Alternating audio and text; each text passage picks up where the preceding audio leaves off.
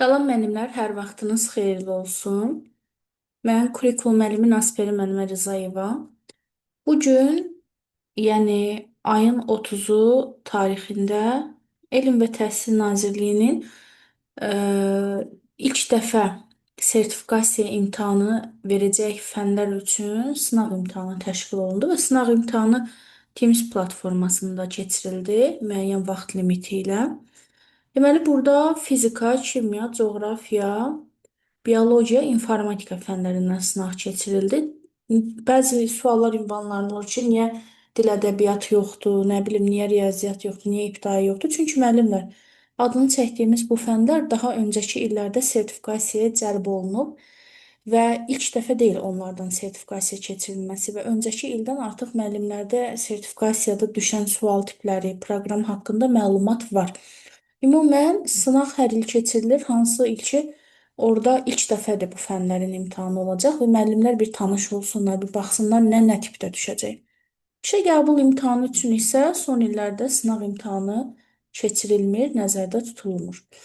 Digərək sınağın haqqında birinci öz şəxsi fikrimi bildirim. Sınaq imtahanında ə, müəllimlərin belə deyim də ümumi narazılıq bildirmələrini müşahidə elədik. Misal üçün kimya müəllimləri qeyd edir ki, sanki kimya qalıb arxa planda, oturub hansısa bir riyaziyyat müəllimi sualları tərtib edib. Əsasən riyazi hesablamalardır. Halbuki deyir biz kimyada əsasən reaksiyalardır, təcrübələrin həyata keçirilməsidir ki, bu zaman sadə riyazi əməllərdən istifadə edirik. Coğrafiya müəllimləri qeyd edirlər və əsaslandırırlar ki, məktəb dərsliyində heç adı belə keçməyən müəyyən çayın və digər müəyyən belə deyək də məktəb dərsliyində olmayan şeylər verilibdir burada imtahanda. Çay adıdır, nə bilim indi orada nəsə şəhər düşüb, nə düşübdür.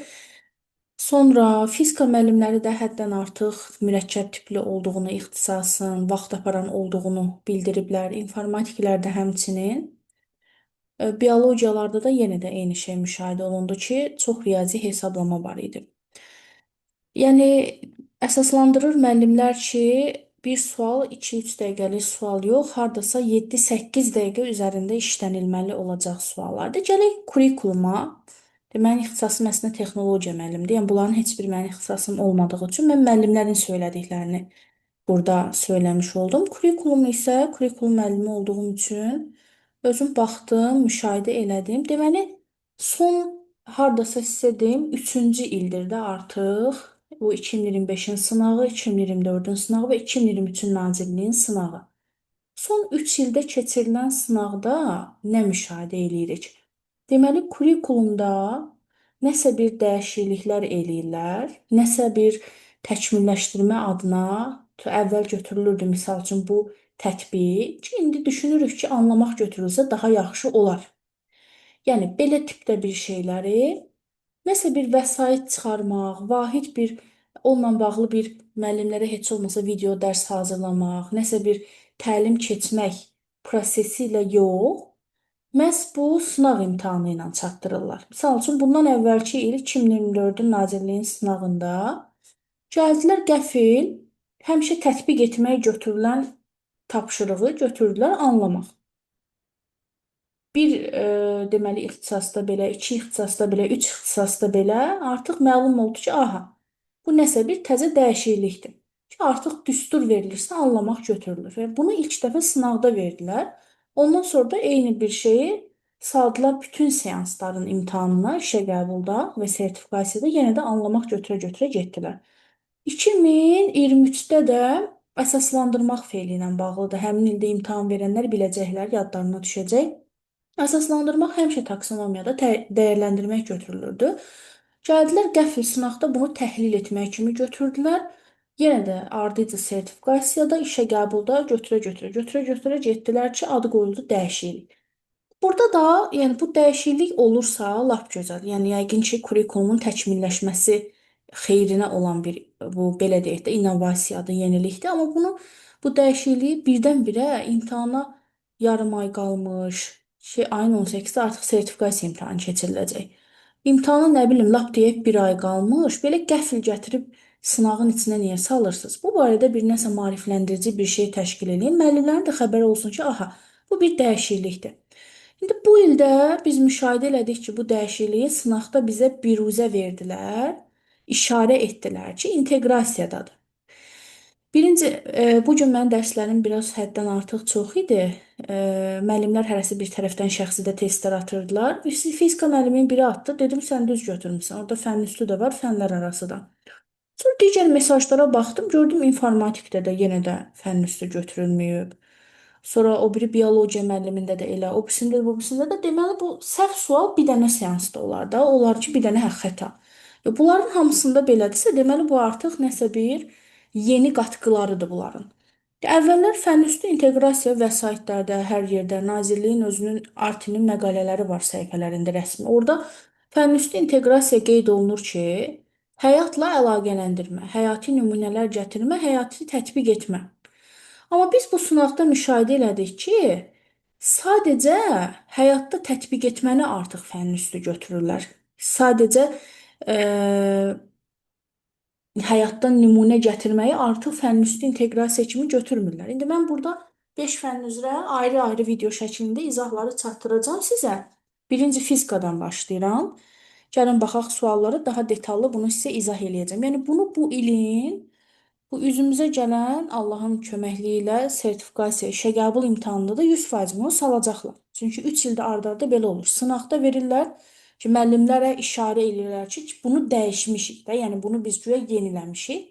Ardıca gəlir sertifikasiyada da bunu bütün seanslara salır yenilik kimi, bütün işə qəbulda da seanslara salır yenilik kimi. Bu ildə yəqin ki, böyük ehtimalla bunu müşahidə edəcəksiniz. Gəlin keçək izahlara. Fizikadan başladım birinci. Bir şey bildirim ki, indi mən bu videoları hamıya açıq qoyacağam YouTube kanalında. Təkcə öz müəllimlərim üçün, öz qrupum üçün yox. Yəni kanalı izləyən başqa müəllimlər də bu videoları izləyə biləcəklər. Və mənim məsləhətim odur ki, hər kəs, misal üçün, fizika müəllimi girib təkcə fizikanın kurikulum suallarının izahına baxıb çıxmasın. Girsin kimyaya da baxsın, coğrafiyaya da baxsın, biologiyada, informatikaya da baxsın mənim təqdimatımda ki, orada çünki bu Nazirliyin rəsmi sınağıdır deyək də, yəni bu nə tipdə düşürsə, imtahanda da burada nə dəyişiklik olursa, imtahanda da onu o cür salırlar. Amma imtahan suallarının çətinlik səviyyəsi bu sınavın çətinlik səviyyəsindən bir iki dəfə, üç dəfə çətin olur. Misal üçün, yuxarı nəticə göstərən müəllimlər də var idi. Biraz arxayın düşməsinlər ki, hə, nə yaxşı sadə bir şeymiş.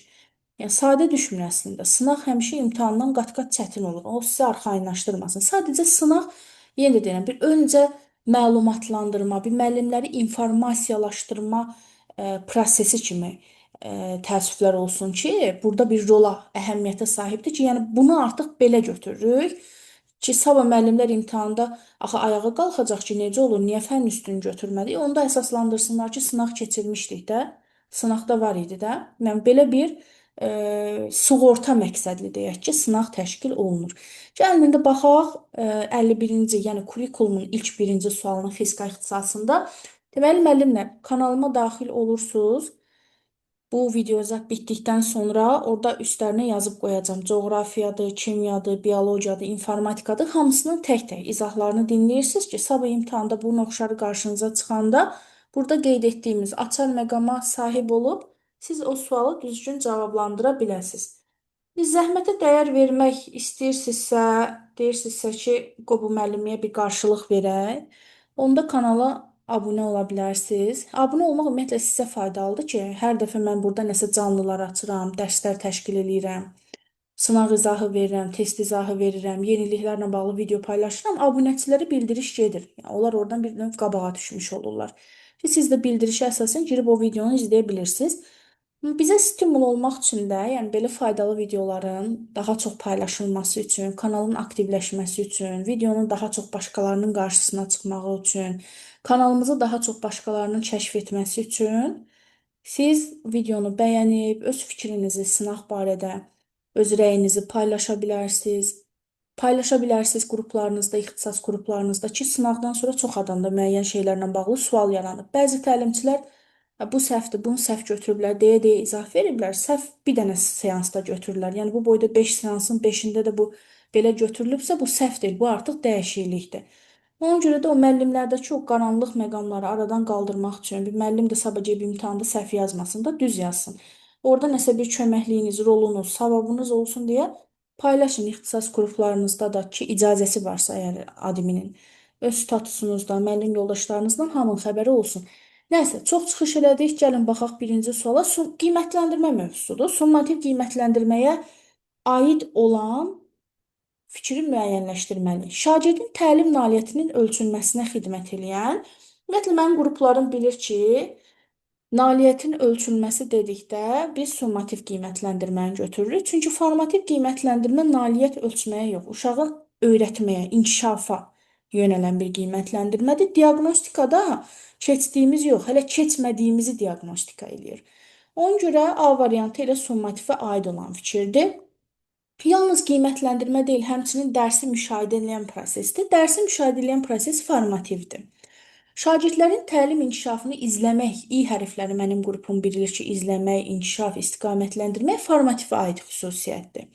İl ərzində davamlı olaraq aparılan bu yenə də formativdir. Çünki formativ gündəlik, hər gün davamlı gedən bir prosesdir. Summativ il ərzində davamlı yox, sadəcə bölmə sonunda, yarım il sonunda həyata keçirilir. Qiymətləndirmə meyarları mövzuya və dərs ərzində edilən tapşırıqlara əsasən hazırlanılır. Ümumiyyətlə, meyar belə deyək də, qiymətləndirmə meyarı nə mövzuya, nə tapşırığa əsasən hazırlanılmır. Formativdə dərsin məqsədinə uyğun hazırlanılır. Summativdə də həmin summativi keçirəcəyimiz tarixə qədər hansı alt standartları reallaşdırmışıqsa müəllimlər, o standartlara uyğun qiymətləndirilir validlik prinsipi ilə. Ona görə bu fikir ümumiyyətlə belə deyək də, heç birinə aid olmayan bir fikirdir. Keçək ikinci suala. Bu sualda heç bir problem yoxdur, bildiyiniz şeydir.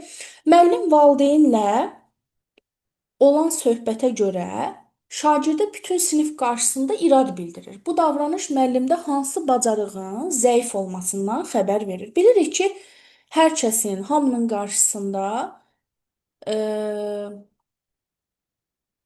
deməli, uşağı alçatmaqdır, pərt eləməkdir, sındırmaqdır, olmaz. Bu sinifdəki sağlam psixoloji mühiti zədələyir, dəstəkləyici mühiti pozmuş olur və eyni zamanda etik davranışa ziddi, konfidensiallığı biz pozmuş oluruq. Yəni, burada bir qərəzlilik var. Valideynlə nəsə söhbəti düşübdür bu müəllimin. Məhz həmin o valideynlə aralarında olan anlaşılmazlığa görə onun övladı olan şagirdə hamının qarşısında bir irad bildirir. Qərəzli münasibət müşahidə edirik. Baxaq, sinif səmərəli idarə etmə bacarığının zəifliyi yoxdur burada. Çünki bu bacarığın zəifliyi olsa, burada bir xaotiklik, burada uşaqların ağız deyəni qulaq eşitməməsi, dərsi pozması müşahidə olunardı. Həmkarları ilə münasibət qurma bacarığı ümumiyyətlə əlaqəsi yoxdur. Çünki heç situasiyada həmkar barədə heç nə verilməyib bizə. Səmərəli müəllim-şagird münasibəti qurma bacarığı, bəli, zəifdir. Çünki şagirdlə münasibəti yaxşı qursaydı, effektiv qursaydı, həssas ünsiyyət qurmadan istifadə eləyərdi. Amma bu götürüb hamının içində uşağa bu iradı bildirir. Halbuki onun səhvi varsa, təklikdə bunu söhbət eləyib fərdi şəkildə aradan qaldıra bilərik. Bu bacarıq zəifdir deyə bu situasiya baş verir. Səmərəli əməkdaşlıq mühiti qurmaq bacarığı. Burada əməkdaşlıq yoxdur. Əməkdaşlıq adətən qrup işində, misal üçün şagird arasında olur. Bullying halı baş verib, müəllim həmkarları ilə əməkdaşlıq edir ki, üzə çıxarsın. Təlim nəticələrini düzgün formalaşdırma bacarığı. Burada ümumiyyətlə dərsin məqsədi varmı, yoxmu? Burada bundan söhbət getmir deyə bu da uyğunsuz cavabdır. Doğru cavab məhz C variantı. Keçək növbəti suala. Bu da normal sualdır. Nə çətin deyil, nə asan deyil. Dərs zamanı şagirdlər mövzunu müzakirə edərkən bir-birini dinləmir. Fikir bildirərkən bir-birinin sözünü kəsir və ümumi ünsiyyət zamanı nizamsızlıq müşahidə olunur. Deməli, bu hal sinfin idarə olunması ilə bağlı bizə hansı problemi göstərir? Bax, heç variantlara keçmirik. Sinfin idarə edilməsi mövzusu verilib ki, bundandır sualımız. Deyir ki, uşaqlar dinləmirlər, söz kəsirlər, nizamsız, ümumiyyətlə heç o birlər verilməyib. Nizamsızlıq nədir? Xaotiklik, düzdür? Xaotiklik varsa, deməli nəsə burada idarə etmədə bir problem var. Halbuki biz müzakirə ilə bağlı prosedurlar qoysaq, ki, müzakirə proseduru addım 1, bir-birinizi dinləyirsiniz, addım 2, bir-birinizin fikri ilə əlaqəli fikir söylərsiniz və s. Yəni müəyyən prosedurlarla və müəyyən müzakirə qaydaları, bu qrup işində də var. Qrup işi işə başlamazdan öncə qaydaları bildirir uşaqlara ki, o zaman bu proses daha gözəl bir şəkildə tənzimlənərdi və daha effektiv olardı. Amma burada bir nizamsızlıq varsa, idarə etmədə deməli nəsə bir problem var. Şagirdlərin ciddi davranış pozuntuları mövcuddur. Xeyr, burada ciddi davranış pozuntusu yox. Ciddi davranış pozuntusu odur ki, uşaq durur, nə bilim, partanı qırır, stulu qırır, müəllimə imkan vermir dərs keçməyə, sinifdə gəzir, oynayır. Sinifdə qayda prosedurlar tətbiq olunmuyor. Bəli, bunu elə indicə dedik, götürə bilərik. Şagirdlər arasında şəxsi konflikt var. Şəxsi konflikt odur ki, qəsdən, qərəzli bir şəkildə bir-birini incidirlər, dalaşırlar. Burada konflikt yoxdur. Dinləməmə var, bir-birlərinin sözünü kəsmə var. Qərəzlilik yoxdur burada. Sinifdə təhlükəsiz və dəstəkləyici mühitdir, formalaşmamışdır. Dəyərli müəllimlər, burada bayaqkı situasiya var idi ha, o uşağı hamının qarşısında alçatmaq, pərt eləmək. Orada bəli, dəstəkləyici mühit pozulmuşdu, amma burada nəsə mühiti pozan, abu-hava yaradan, pis abu-hava yaradan bir şey yoxdur axı. Müəllim-şagird münasibətləri qarşılıqlı hörmətə əsaslanmır. Burada yox, şagird-şagird münasibətlərində hörmətsizlik var ki, sözlərin kəsirlər, dinləmirlər. Müəllimə qarşı bunu etmirlər, bir-birlərinə qarşı bunu eləyirlər. Bu da ona görə uyğunsuz cavabdır. Keçən növbəti suala. Normal sual idi. Nə çətin deyildi, nə asan deyildi. Bundan qat-qat çətin biz situasiyalar işləmişik. Bu nədir ki? Baxın indi deməli sıralama ilə 54-cü sualımızdır bu bizim. Siz evdə suyu elektrik çaydanında bir neçə dəfə qaynadırsınız. Gün ərzində bu proses üçün elektrik enerjisi sərfiyyatını və bunun ailə büdcəsinə nə qədər təsir etdiyini müəyyənləşdirin. Hansı fənni işləyirik? Fizikanı işləyiriksə, deməli fizika fənninə aid bir situasiyadır. Bax, hamının deməyək də, hardasa bir %99%-in səhv etdiyi sual budur. İnsanlar götürüblər cavabı fənn üstü, fənlər arası. Sonuncu cavab. Amma cavab çıxıb yalnız fənlər arası. Yəni, o bayaq başlıqda etdiyim çıxış məhz biri bu tipdir, bu sualdır. Niyə fənn üstü götürülməyib müəllim? Yəni, demək olar ki, qrupun əksəriyyəti sual ünvanı. Niyə fənn üstü götürülməyib? Və belə aydınlaşdırdıq ki, artıq bunu da 2025 yeniliyi kimi qəbul edək. Fənn üstü nə idi? Həyatla əlaqələndirmə. Daha dəqiq desək, fənn üstünü daha dəqiq bir qayda kimi ağlımızda saxlasaq, fənn üstü inteqrasiya odur ki, şagird öyrəndiyini artıq həyatda icra etməyi bacarır. Misal üçün, mən keçmişəm perimetr düsturu, uşaq gedir evdə perimetr, otağının perimetrini hesablaya bilir. Hə, fənn üstü inteqrasiya oldu mu? Oldu. Niyə? Öyrəndiyini həyatda icra etməyi də bacardı artıq. Və burada desəydi ki, uşaqlar, gedin evinizə, bir elektrik çaydanı tapın, evdə yoxdursa mütləq tapın. Nənədən, babadan, qohumdan, əqrabadan. Onu qaynadın. Gündə bir neçə dəfə bunu təkrarlayın. Və onun elektrik enerji sərfiyyatını hesablayın. Görün bir günə nə qədər yazdı hər qaynadıqda. Və bu aylıq vurun 30-31 günə ailə büdcəsinə nə qədər mənfi təsir eləyir, bunu hesablayın. Mən belə bir tapşırıq versəydim, hə, burada fənn üstünü götürərdik. Niyə? Uşaq gedib evdə elektrik çaydanını ə, işlədəcək ona görə.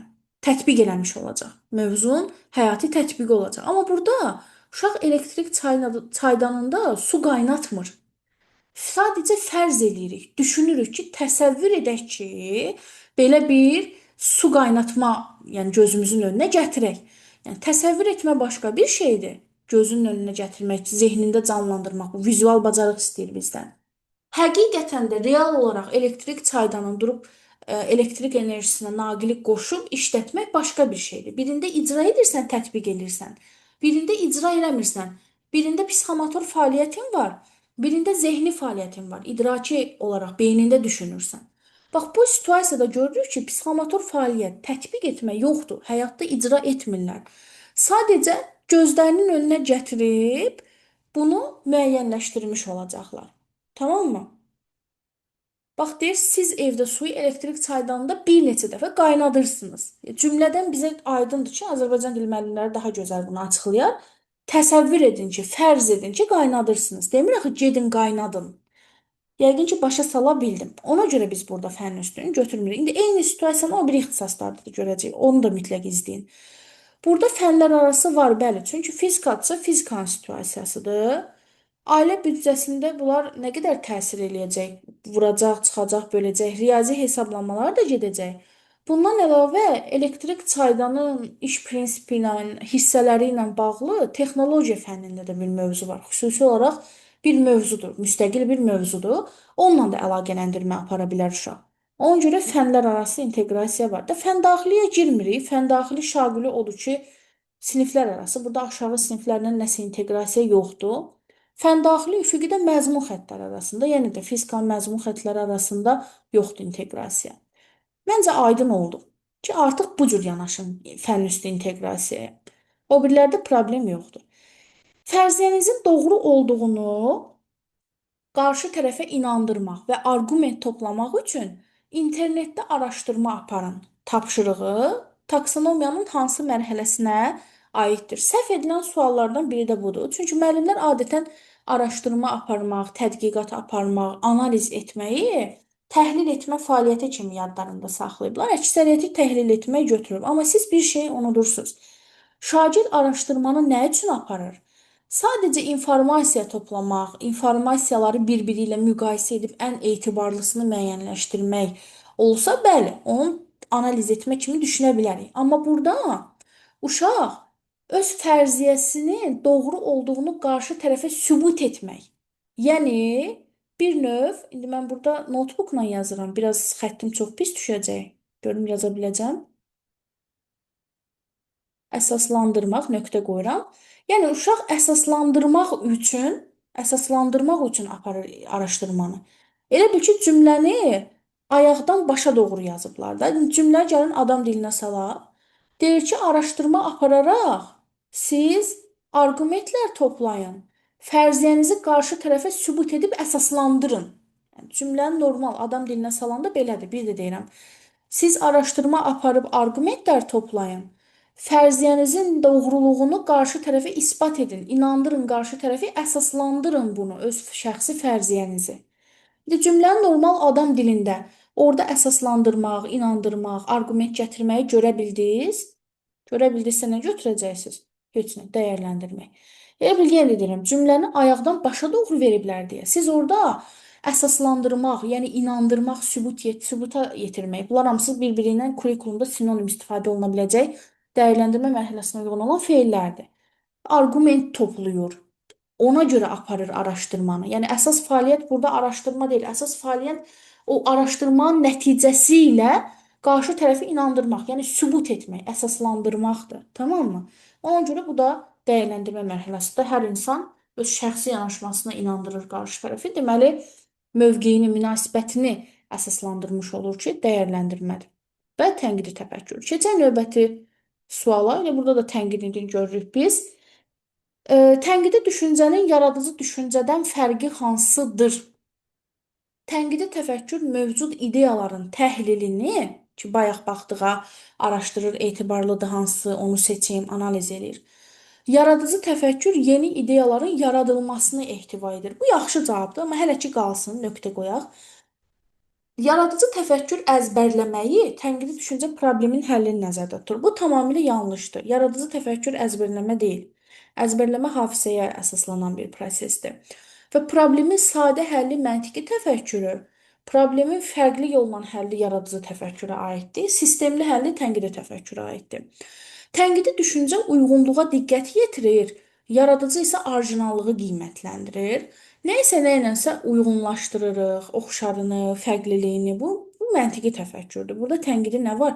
Deyilsə ki, ən uyğun olanı falan seç, misal üçün ən səmərəli, ən uyğun həll yolunu, o zaman tənqidi düşüncə inkişaf edir burada. Orijinallığı bəli, yaradıcı düşüncə formalaşdırır, amma qiymətləndirmir orijinallığı. Orijinallığı ortaya qoyur yaradıcı təfəkkür nəticəsində orijinal məhsul ortaya qoya bilirik. Qiymətləndirmə tənqidi yanaşmadır. Hər ikisi innovasiya ilə nəticələnir. İnnovasiya müəllimlər yenilik deməkdir, yaradıcılıq deməkdir. Xeyr, hər ikisi yox. Sadəcə yaradıcı təfəkkür innovasiya ilə nəticələnir. Yaradıcı düşüncə passiv, tənqidi düşüncə isə aktivdir. Bu da yanlışdır. Yəni passiv düşüncə, aktiv düşüncə deyə bir anlayış yoxdur. Bunlar inkişaf edə-edə Misal üçün məntiqi təfəkkür olmasa o birilər də olmaz. Tənqidi olmasa yaradıcı da olmaz. Yaradıcılıq üçün tənqidi yanaşmağı fərqli mövqedən baxış bucağının olmasını vacibdir. Ona görə aktivdir, biri passivdir deyə bilmərik, amma deyə bilərik ki, yaradıcı tənqididən daha üst düşüncədir. Bu da yanlış. Doğru cavab bəli, elə A variantı. Çətin sual deyildi. Şagird populyar nəzəriyyə ilə razılaşmadığını bildirir, fikrini əsaslandırır. Populyar yəni ki, məşhur bir nəzəriyyə. Misal üçün Newtonun tutaq ki, nəzəriyyəsi. Deyir, mən bundan razılaşmıram və fikrini əsaslandırır. Əsaslandırmaq feili başı bəlalı suallardan biridir. Artıq əvvəlki illərdən bilirsiniz ki, təkcə dəyərləndirmək yox, eyni zamanda təhlil etmək idraki sahənin fəaliyyəti kimi də götürülə bilir. İnsan öz şəxsi yanaşmasını əsaslandırdıqda dəyərləndirmək, amma hansısa mənbədən, kitabdan, nəzəriyyədən sübutlar gətirərək, nümunələr gətirərək əsaslandırırsa, təhlil etmək fəaliyyəti ilə məşğul olur. Görək burada nə istəyir? Müəllim hansı addımı şagirdin tənqidi təfəkkürünü daha da inkişaf etdirər? Baxaq. Hörmətlə yanaşmaq, dərsi davam etdirmək gözəl bir şeydir, pis bir şey deyil. Amma burada hansı tənqidi yanaşma var ki? Şagirdi siniflə müzakirəyə yönəltmək. Siz artıq bilirsiniz ki, müzakirədə uşaqlar öz şəxsi yanaşmalarını, mövqelərini, münasibətlərini bildirdikləri üçün, bəli, tənqidi yanaşma olur burada. Bunu götürək. Arqumentlərlə fikrinin əsassız olduğunu sübut etmək. Əsassız yox, müəllimlər. Əsaslı olduğunu sübuta yetirmək insanın tənqidi təfəkkürünü inkişaf etdirir. Elə bil ki, mən arqumentlər özümü öldürürəm, belə sübut zad qoyuram ki, mən səhvəm də. Səhv olduğumu niyə sübut edeyim ki, düz olduğunu sübut etməliyəm. Deməli, A getdi, C getdi. Təsdiqlənmiş nəzəriyyələri sorğulamadan qəbul etməyi izah eləmək. Deyirəm ki, bu nəzəriyyə, misal üçün Newtonun nəzəriyyəsi təsdiqlənib. Sən bunu sorğulama. Bu zaten təsdiqini tapıbdır. Elə olduğu kimi bunu qəbul elə. Bu olmaz. Tənqidi təfəkkürü inkişaf etdirmək üçün deyir insan filankəsin şəxsi fikridir, filankəsin şəxsi yanaşmasıdır. Bunu olduğu kimi qəbul etməli deyil, sorğulamalıdır. Bəlkə hamı onu o cür qəbul edib, amma mənim daha fərqli bir fikrim var və mənim öz şəxsi yanaşmam ondan daha tutarlı bir nəticə verəcək. Ona görə tənqidi təfəkkürün inkişaf etməsi üçün sorğulamaq, tənqidi yanaşmaq önəmlidir. Bu da getdi.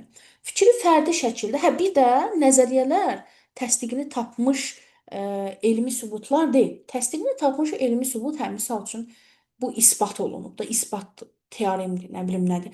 Bu nəzəriyyə şəxsi yanaşmadır. Misal üçün Gardnerin nəzəriyyəsi, bu götürək Piaget nəzəriyyəsi A deyir, Vygotsky nəzəriyyəsi B deyir. Məndən də soruşursunuz hansı düzdür? Deyirəm hərənin öz yanaşması var. İkisindən də istifadə edə bilərik müəyyən situasiya daxilində.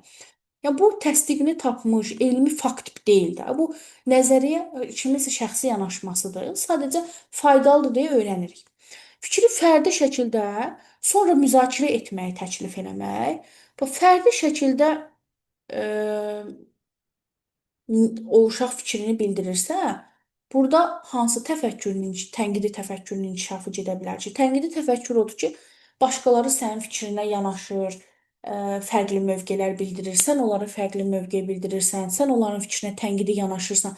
Ümumiyyətlə tənqidi yanaşma, düzdür, insan öz-özünə də tənqidi yanaşıb özünü qiymətləndirə də bilər. Amma burada axırıncı variantda, yəni müzakirə bəli, tənqidi təfəkkürü inkişaf etdirəcək, amma fərdi şəkildə onun fikir bildirməsi tənqidi təfəkkürün inkişaf etdirməsində heç bir rola sahib deyil. Ona görə elə buradan fərdini çıxıb, birbaşa ikinci variantdakı müzakirəni götürürük də biz əsaslı cavab kimi. Daha məntiqlidir. Sonra müəllim soruşur. Komanda üzvlərindən biri işə az fayda verir. Misal üçün, cəmaət 10 tapşırıq işləyəndə bu 5 dənəsini işləyir. Çalışmaq istəmir. Problemi həll etmək üçün nə eləyərdin? Yəni uşaqdan soruşur bunu. Şagirdin hansı cavabı onda effektiv problemi həll etmə bacarığının olduğunu göstərir. Yəni bu uşaqda problem həll etmə var. Cavaba əsasən deyə bilirik. Bunu da bəzi müəllimlər səhv eləmişdi. Gəlin baxaq. Deyir, müzakirə üçün komanda toplantısı təşkil edərdim. Misal üçün A qrupudur. A qrupunda baxır ki, uşaqlardan biri az işləyir. Yəni onda artıq bəli, komandanı cəmləyir ki, uşaqlar, bax bizim hərəmizin öz vəzifə bölgümüz var. Hərəmizin üzərinə düşən öhdəlik var, tapşırıq həll edirik. Gəlin hərə öz işin məsuliyyətini yerinə yetirsin ki, komandamızın nəticəsi yaxşı olsun ki, adətən lider eləyir bu çıxışı. Bəli, müzakirə uşaqlarla bir yerdə faydalı olacaq. Yəni artıq başa düşəcəklər ki, nə yerdədir. Tapşırıqları potensiala uyğun bölüşdürərdim. Yəni zaten tapşırıq bölüşdürülüb, artıq işləyirlər. Təzədən başa qayıtmadı bu. Artıq təzədən bir də başa qayıdıb, bir də tapşırıq bölüşdürəndə həm vaxtı ikisinə səbəb olacaq, həm də ki, o biri uşaqlara bəlkə uyğun olmayacaq, narazılıq halı yarada bilər. Bunu silirəm. Görüləcək işləri dəqiqləşdirərdim. Eyni şeydir də. Görüləcək işdə zaten məlumdur. Məlumdur ki, uşaqlar işə başlayıblar.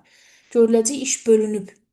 Fəal üzvdən dəstək istərdim. Yəni burada qrup daxilində, misal üçün, Əli tutaq ki, 10 sualını onun da yerinə yetiribdi.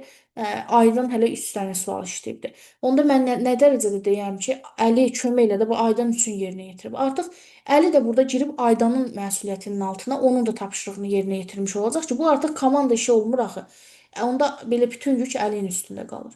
Ona görə də bu da düzdür, komanda daxilində, qrup daxilində scaffolding var, yardımlaşma, köməkləşmə, yaxın inkişaf zonasının inkişafı var. Amma da birinin işinin başqasının boynuna yükləmək bu doğru deyil.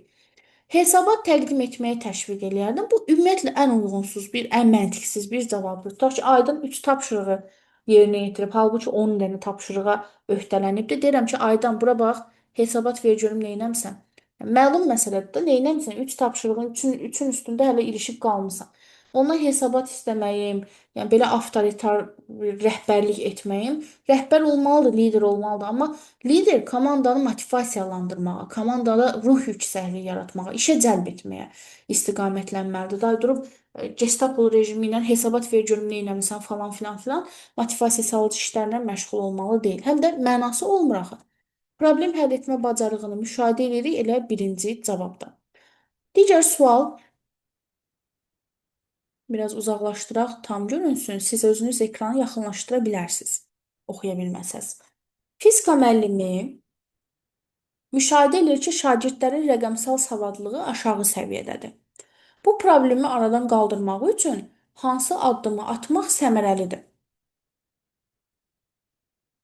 Deməli, rəqəmsal savadlılıq nə edir? Yadımıza salırıq. İKT vasitələri ilə kompüter, nə bilim, PowerPoint, kompüter proqramları, Word, Excel, smartfonlar, YouTube, nə bilim, nələr. Bunlarla işləmə bacarığının olması idi. Rəqəmsal bacarıqları dərsə inteqrasiya etmək üçün şagirdlərin müxtəlif elektron platformalardan istifadə edərək araşdırma aparmağı tapşıra bilər. Bu müəllimlər doğru bir yanaşmadır. Yəni burada bir səhvlik yoxdur. Baxın, müxtəlif elektron platformalardan istifadə edib araşdırma aparmaq. Misal üçün, sən Yandex-də araşdıracaqsan, sən nə bilim, Twitterdə bununla məşğul olacaqsan, Twitter paylaşacaqsan, belə elə artıq bir uşaqlarda həm Twitterlə işləmə, Yandexlə işləmə və s. rəqəmsal elektron platformalar, ümumiyyətlə rəqəmsal platformalar ki, rəqəmsal savadlılığı inkişafına yönələn bir fəaliyyət biz burada müşahidə edirik. Bu səmərəlidir.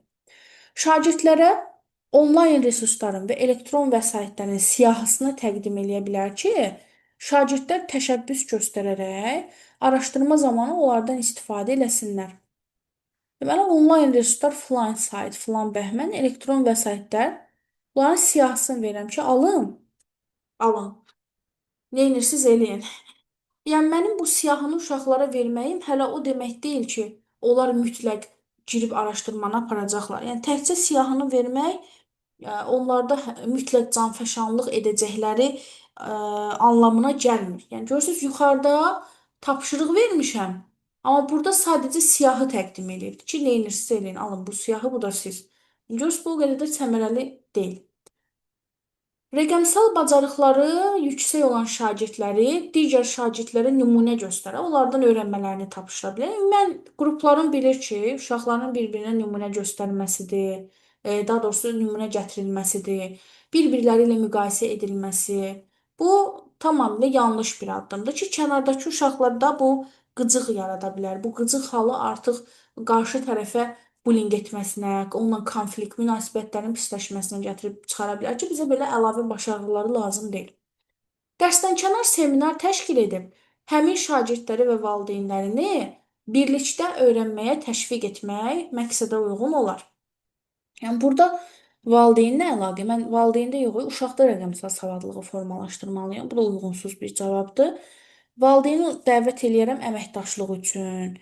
münasibətlərin yaxşılaşması üçün. Burada problem uşaqdakı rəqəmsal savadlılıqdır. Rəqəmsal bacarıqların formalaşdırılmasına aid olan mövzuları proqrama əlavə edərək buna zaman ayıraraq bir neçə dərsi buna həsr eləyə bilər müəllim. Ki, bəziləriniz bu cavabı götürmüşdünüz. Baxın, burada rəqəmsal savadlılıq sadəcə nəzəri olaraq nəyisə tutaq ki, həmən YouTube-un tutaq ki, nəzəri olaraq kitabdan əzbər bilirəm hər şeyini, amma girib YouTube-a bir dənə videonu yükləyə bilmirəmsə, deməli məndə heç bu rəqəmsal savadlılıq yoxdur. Nə olsun YouTube haqqında kitabı əzbər bilirəm. Bu axırıncı variant da ona oxşuyur. Rəqəmsal bacarıq, rəqəmsal savadlıq odur ki, uşaq işləyə bilsin bu proqramlarla. Yəni araşdırsın, girsin saytlardan, nə bilim, PowerPoint-də bir slayd düzəltsin, Excel-də bir cədvəl qursun, Word-də bir mətin yığsın, Photoshop-da bir şəkil düzəldə bilsin və s. və ilaxır. Yəni burada sadəcə durub mövzunu salım proqrama zaman ayırım, bir neçə dərsi buna həsr edeyim. Elə bundansa bir neçə dərsi durub bu mövzu izahına, mövzu tədrisinə sərf eləməkdənsə, elə ondan sonra praktiki dərsə sərf elə desən. Yəni burada niyə nəzəriyyə önə çəkilməlidir ki, axı rəqəmsal savadlılıqda praktiki işləmə ön plandadır. Keçən növbəti suala şagirdlərdən biri tənəffüsdə sizə yaxınlaşır və bildirir ki, bir neçə sinif yoldaşı onu WhatsApp qrupunda təhqir eləyir, haqqında yanlış informasiyalar yayır. Bu bir həftədən artıq davam edir və nəticədə şagird məktəbə gəlməkdən qorxur. Baxın, bir proses əgər artıq bir müddətdir davam edirsə, onu biz sadəcə bir konflikt kimi qiymətləndirə bilmərik. Yəni o şübhə artıq aradan qalxır və 100% bu bullyingdir deyə bilirik. Siz şagirdin emosional vəziyyətindən və bu davranışın sinif mühitinə mənfi təsir göstərəcəyindən narahatsınız. Sizin hansı addımınız problemi həll etməkdə effektiv olacaq? Gəlin indi mən bu cədvəli yaxınlaşdırım. Hı -hı.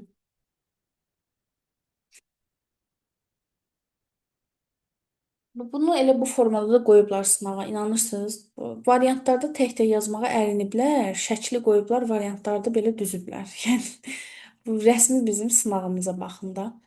Bullyingə məruz qalan şagirdi sakitləşdirin. Ona təhqir edən sözlər yazan şagirdləri telefonda bloklamağı tapşırın. Belə olanda problem öz-özlüyündə həll olunacaq. Bu tamamilə yanlışdır.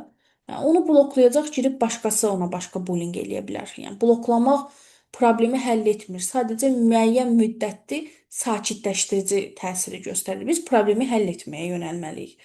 Deyir, bu addım bullyingə məruz qalan şagirdə emosional vəziyyətini düzəltməyə, qarşıdurma yaratmadan problemi həll etməyə kömək eləyəcək. Xeyr, heç də kömək eləməyəcək. Yəni, telefondan blokladı, bəlkə sabah gəldi üz-üzə başladı onu təhqir eləməyə. O, ona görə səmərəli həll yolu deyil. Sinifdə bu hərəkəti müzakirə edin, sinif yoldaşını təhqir etməyin doğru olmadığı haqqında danışın və şagirdlərin üzr istəmələrini istəyin.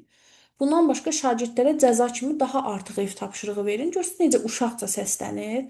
Ümumiyyətlə bullyini belə psixdirmək olmaz da, üstünə getmək, aqressiyalaşdırmaq, gəl üzr istə falan filan, al sənə bu da cəza demək olmaz. Yəni bullyinglə də məşğul olub onunla da fərqli söhbət aparmaq lazımdır. Doğru həll yolu olmadı. Bütün siniflə müzakirə elədim, konfidensiallığı da pozdum. Bilməyən də bildi ki, hə belə bir şey var. Heç nəticə lazım deyil, həll yolu düz deyilsə, oxumuram heç onu. Problemini sizə etibar edən şagirdə təşəkkür edin və problemin həlli ilə ciddi şəkildə məşğul olacağınızı bildirin. Daha sonra bullying edən şagirdlərlə, onların valideynləri ilə danışın, bu barədə məktəbin psixoloquna məlumat verin. Bunu hələ ki saxlayıram. Bullyingə məruz qalan şagirdə onu qorumaq məqsədi ilə WhatsApp qrupundan çıxmağı təklif edin. Qrupda bu cür davranışın doğru olmadığını bildirin, hamıya özlərini yaxşı aparmalarını tapşırın, problemi müzakirə eləməyin.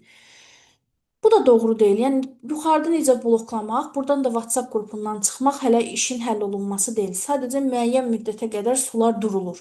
Ki bu qrupdan çıxdı, sabah gəlib üz-üzə təhqir eləyəcək. Axı bu məsələ həll olunmadı, yarımçıq qaldı. Vəziyyəti daha yaxından öyrənmək üçün biraz da səbr eləyin və daha çox dəlil toplamağa çalışın. Məqsəd yalnız bir şagirdin sözü ilə qərar qəbul etməməkdir. İlk baxışdan qulağa belə xoş gəlir. Deyir, bu ədalətli yanaşmanı təmin edəcək, lakin problemin həlli bir qədər zaman alacaq. Özü yazıb, bəli, zaman alacaq. Yəni burada vaxt itkisi olacaq bizim bu səbirli davranışımız. Bullying artıq baş veribsə, bizim bu gözləmə, passiv mövqeyimiz o bullying halının daha ciddi bir şəkil almasına, o uşağın artıq qorxu altındadır. O uşaq o qədər belə mənfi psixoloji təsirə məruz qalar ki, gedir intihar eləyər. Onda biz nə deyəcəyik? Deyəcək, hə, oturmuşduq, səbr eləyirdik. Ona görə belə ciddi hallarda biraz daha aktiv bir şəkildə uşağa kömək eləməyi seçməliyik. Nəinki oturub əlimizi əlimizin qulağına qoyub səbr eləmək. Ə, əlimizi qulağımıza qoyub səbr eləmək. Burada baxırıq ki, ən ağıllı, ən belə məntiqli, ən düşünülmüş cavab kimi C yaxşı cavabdır. Bəli, biz ümumən bullying mövzusunu bilənlər bilir ki, sinifdə elə bir mühit yaratmalıyıq ki, sağlam psixoloji mühit olsun. Uşaq özünü psixoloji olaraq təhlükəsiz hiss eləsin və rahatlıqla gəlib ürəyin müəllimə aça bilsin, dərdini deyə bilsin, müəllim məni dinləyəcək, müəllimə etibar eləyə bilsin, gizlətməsin. Uşaq bunu bizə bildirirsə, təşəkkür edirik bizə bildirdiyi üçün ki, bizə etibar elədi, etimadını qazanmışıq onu. Və bildirirəm ki, arxayın ol, mən bununla ciddi şəkildə məşğul olacağam ki, qorxusunu aradan götürüm. Qorxur da axı uşaq yuxarıda. Daha sonra bəli, şagirdlərlə, onların valideynləri ilə görürsüz, hamının içində yox. Hər kəsin qarşısında yox, alçaldaraq yox, cəza verərək yox, üzr istədərək yox. Təklikdə, fərdi, söhbət aparıram valideyni ilə, uşağın özü ilə. Ehtiyac yaranarsa, bəli, məktəb psixoloquna da bununla bağlı məlumat verirəm. Niyə? Baxın situasiyaya.